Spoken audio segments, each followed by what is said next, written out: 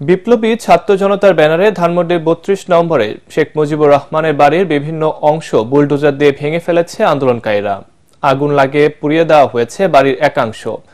এ সময় বাড়ির বিভিন্ন জিনিসপত্র নিয়ে যায় তারা। ভেঙে ফেলা হয় শেখ মুজিবুর রহমানের মুরালটি। বিক্ষুব্ধ ছাত্র জনতার দাবি, ফ্যাসিবাদের চিহ্ন মুছে ফেলা হবে।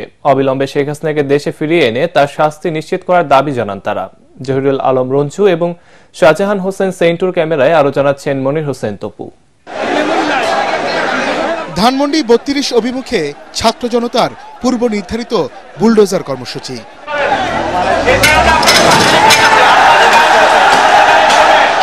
গুড়িয়ে দেওয়া হয় শেখ মুজিবুর রহমানের বাড়ির বেশ কিছু অংশ। ভেঙে ফেলা হয় নিরাপত্তা বেষ্টনী সহ বিভিন্ন স্থাপনা।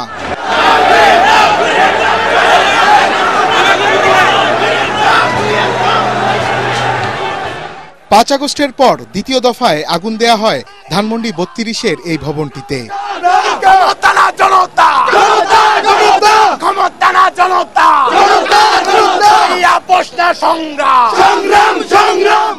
এ যেন ছাত্র জনতার ক্ষোভের বহিঃপ্রকাশ।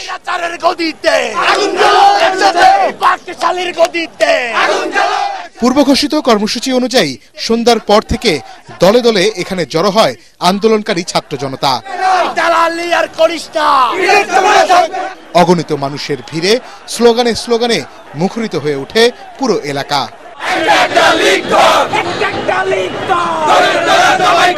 বুধবার রাত ৮টার পর ভাঙচুর চালানো হয় বাড়িতে।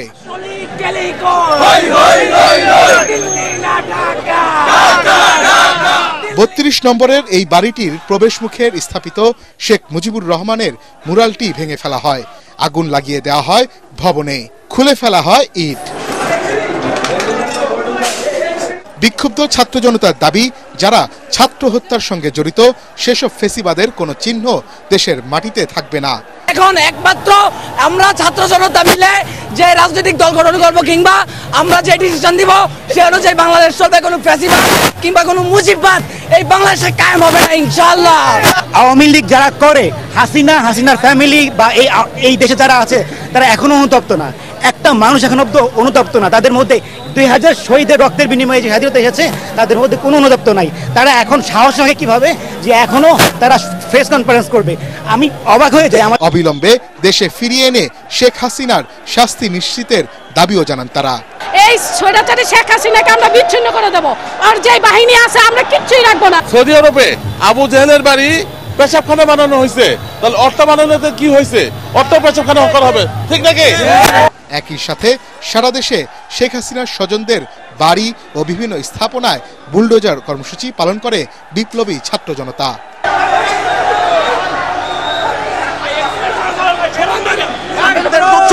সংগঠন ছাত্রলীগকে নিষিদ্ধ করতে হবে। সমগ্র আওয়ামী লীগকে বাংলাদেশ থেকে ভারতের তাবদারকে নিষিদ্ধ করতে হবে দেশ থেকে। স্লোগানে এভাবেই তারা তাদের দাবি দাওয়াগুলো তুলে ধরেছেন।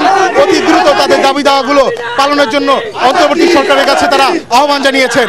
মনির হোসেন তপু, এটিএন বাংলা, ঢাকা।